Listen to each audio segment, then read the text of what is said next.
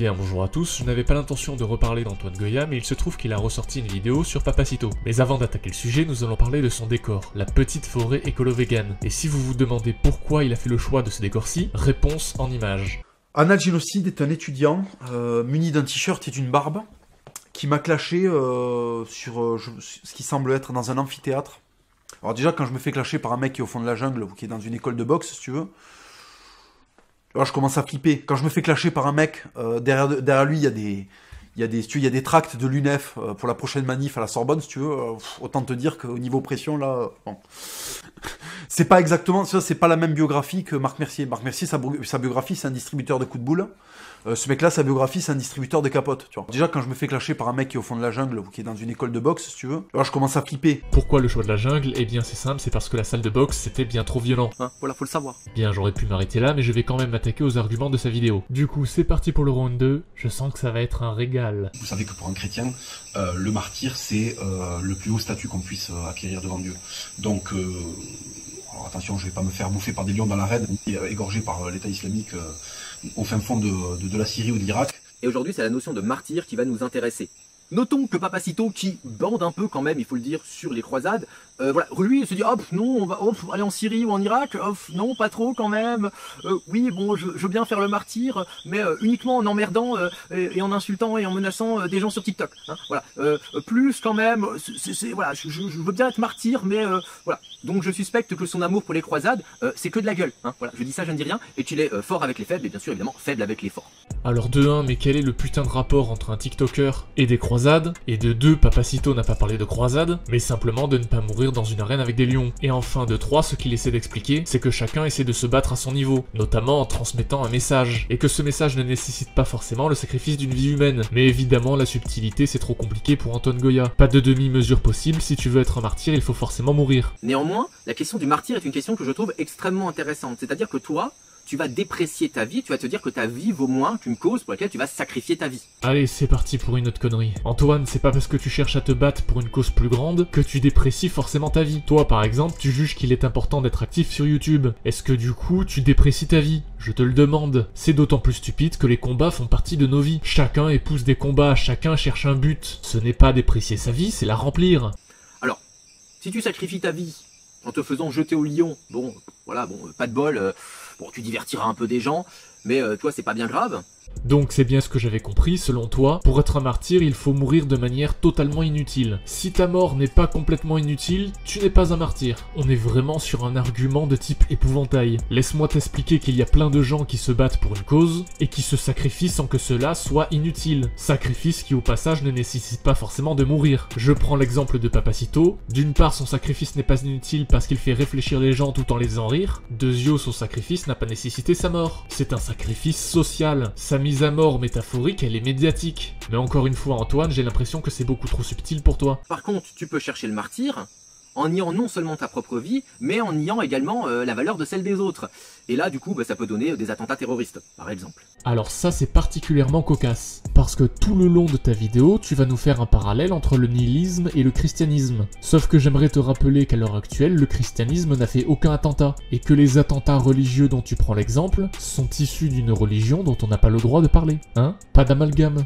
Et le super pouvoir, il est là, il est dans celui du nihilisme le plus intégral. Si toi, ta vie t'y tient pas, et que tu es résigné à mourir, et que la vie des autres ne t'importe pas, tu peux faire absolument ce que tu veux. Puisque la vie humaine, que ça soit la tienne ou celle des autres, n'a aucune valeur. Et la question, c'est comment est-ce que tu fais pour arrêter quelqu'un qui s'est mis ça en tête?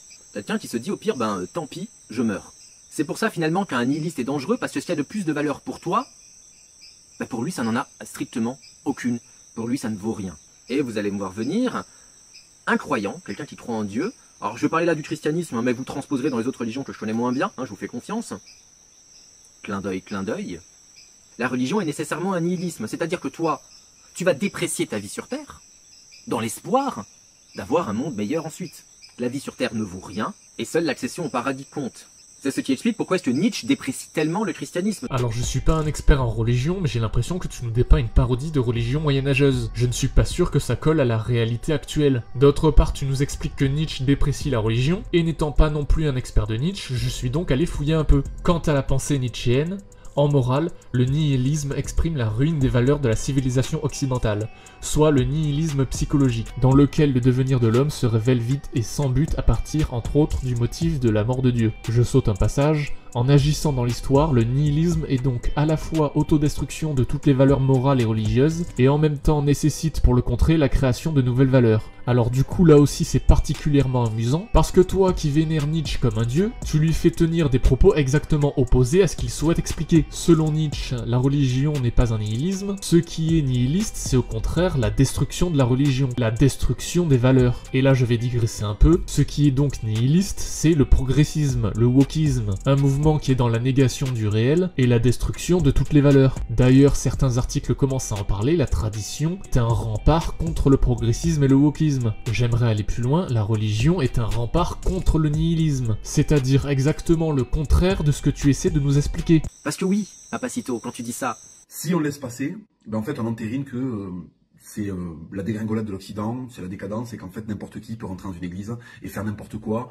voilà, faut le savoir que d'après Nietzsche, la décadence, c'est le christianisme, hein, parce que vous dépréciez la vie, vous dépréciez le réel, hein, voilà, faut le savoir, je dis ça, je pose ça là. Alors, je viens de t'expliquer juste avant pourquoi tu viens de raconter une grosse connerie, et que la décadence, c'était justement la destruction du christianisme et des valeurs qui y sont associées. Destruction qui est un nihilisme. Mais attendons le prochain argument, il est encore plus démontable. Et c'est bien pour ça que cette dépréciation de la vie, ce nihilisme, Nietzsche va le reprocher au christianisme, parce que le christianisme, il est là comme ça, il veut des grands concepts, il n'existe pas, genre Dieu, l'âme, l'esprit, des choses comme ça, hein, le pardon, la grâce, le salut, monsieur, le salut. Alors laisse-moi t'expliquer que tu vis dans une société, précisément grâce à ces concepts qui n'existent pas. C'est grâce à l'émergence de la religion que l'être humain a pu mettre fin à la loi de la jungle. La société n'a pu être mise en place et maintenue que grâce à ces concepts qui ont refoulé les pulsions animales, au profit d'une société fonctionnelle, qui dépasse les instincts primaires. La religion, encore une fois, n'est donc pas nihiliste, elle est exactement le contraire. Elle est créatrice et fédératrice d'une société unie, avec sa mise en place de règles et de concepts à ne pas transgresser.